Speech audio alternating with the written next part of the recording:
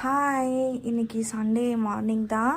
Sunday special பார்த்திங்கன்னா நம்ம வீட்டில் வந்து சிக்கன் குழம்பு, இட்லி, அடுத்தது வந்து சுட சுட சாதம் தான் இருக்குது.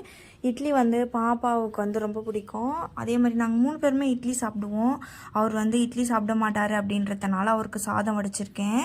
பாப்பாவுக்கு வந்து டாக்டர் வந்து சிக்கன் கொடுக்க சொல்லியிருக்காங்க. அவள் வந்து ரொம்ப வளர்ச்சி இல்லாமல்னா வெயிட் கெயின் ஆகாமலே இருக்கா.